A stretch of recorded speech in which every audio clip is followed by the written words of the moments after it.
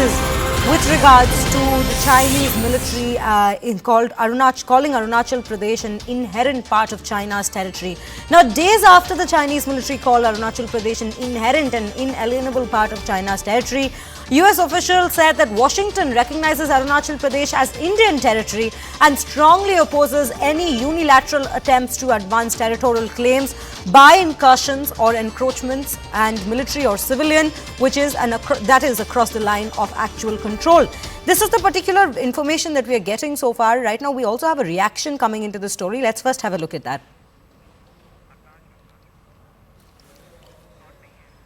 Right, so we will try and get you that reaction that we have received on this particular breaking news. But right now, we also have Akash Sharma joining us on the broadcast to bring us more details. Akash, if you could help us understand the situation currently. What we try and understand here is that the West has already given in their word with regards to the fact that they recognize Arunachal Pradesh as Indian territory. Is this an open, given that this is a rather open confirmation that they have notified with regards to the Chinese response on Arunachal Pradesh, how are we looking at the geopolitical scenario currently? There is no point of recognizing Arunachal Pradesh, because everyone knows that Arunachal Pradesh is an integral part of India as far as this controversy is concerned. So we know that after the inauguration of Sela Tunnel, how China responded and put on their comments as to the Arunachal Pradesh is their territory, and how Prime Minister Narendra Modi has visited, and this was somewhere wrong on Prime Minister Modi's part. This is what China's claims and allegations were. In fact, U.S. State Department is somewhere saying that, as far as Arunachal Pradesh is concerned, so Arunachal Pradesh is an integral part of India, and they recognize Arunachal Pradesh as an integral part of India. Further, they strongly oppose any unilateral attempt to advance territorial claims by incursions or encroachments. This is what being witnessed by the world from last so many years. In fact, in 2020 Galwan clash, in 2022 Yangtze clash, and also several sort of attempts that have happened in the past. And somewhere United States is talking about those claims, those incursions, or those encroachments for that matter, that are in fact being tried by China on line of actual control. Right. Akash, do stay with us. Right now, we also have a reaction coming in. Let's first have a look at that. The United States recognizes Arunachal Pradesh as Indian territory, and we strongly oppose any unilateral attempts to advance territorial claims by incursions or encroachments, military or civilian, across the line of actual control. Right now, we also have Abhishek Jha joining us on the broadcast. Abhishek, a very good morning to you. Well, at this juncture, with now China again and time and again making several claims about the Arunachal Pradesh territory Arunachal Pradesh being a part of their territory, do you think there is some kind of an imminent hint, or that they are implying that they might come into encroach with some kind of a military activity? These are warning signs of that happening yet again. Well, we have seen the intention of China clearly in the recent past, and also historically. China has never considered the McMahon line, which divides India-China boundary in 1914. And since then, China has never officially accepted that formal boundary line. It still considers Arunachal Pradesh as part of southern Tibet. We have seen a war happening in 1962, where India lost territory to China.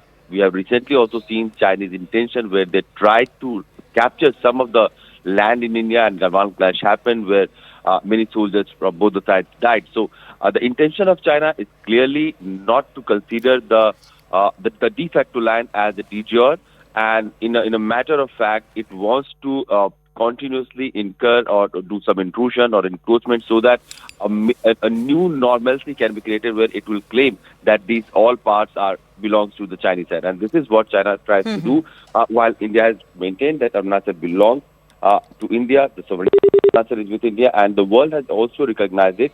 Only China has to consider and accept the fact that de facto land, which has been there for decades, will be the ultimately final line that will divide the two countries. Right. Akash and Abhishek, do stay with us right now. We also are being joined by Major General K.K. Sinha. Right now on the broadcast. Major, thank you for speaking to us on CNN News 18. Well, very firstly, let's try and understand the kind of preparation that India has at this point with regards to if there is any kind of a military activity that comes in from the Chinese side to claim the Arunachal Pradesh territory.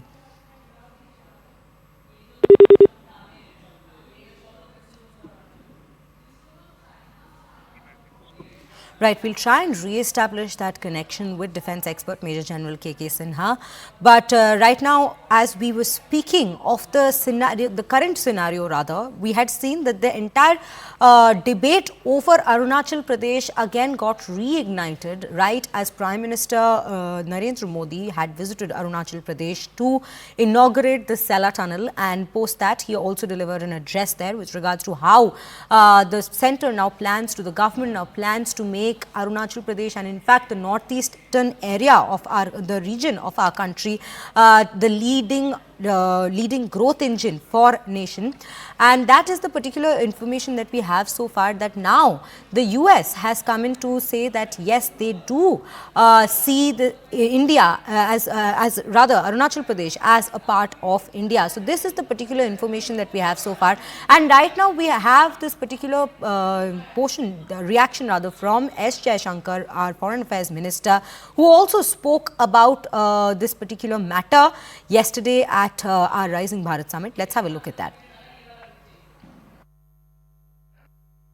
There were missed foreign policy opportunities, particularly vis-a-vis Pakistan and vis-a-vis China. And vis-a-vis the US. And vis-a-vis the US as well. So, but some would say, now you have the benefit of hindsight to make that argument, to make that case. Perhaps in the 50s and 60s, that case would have been looked down upon or may not have been entertained. So, how do you then make the case that, these were missed goals or missed opportunities because there was a certain political bent of mind? I saw that argument coming and therefore I anticipated it. So, a good batsman. So let me tell you.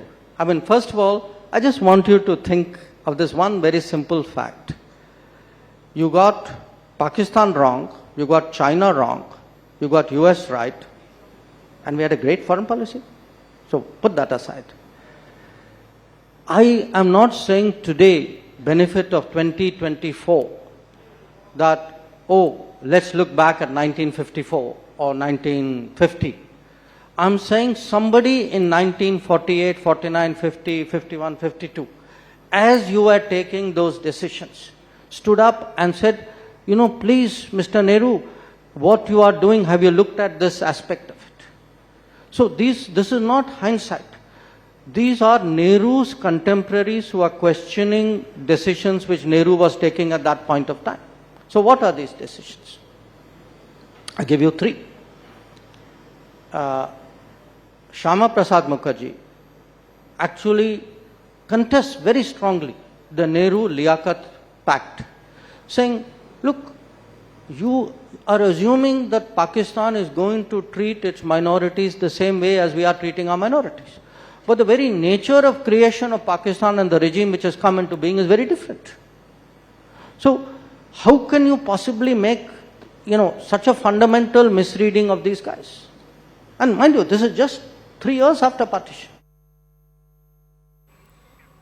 Well, those were the words of the Foreign Affairs Minister on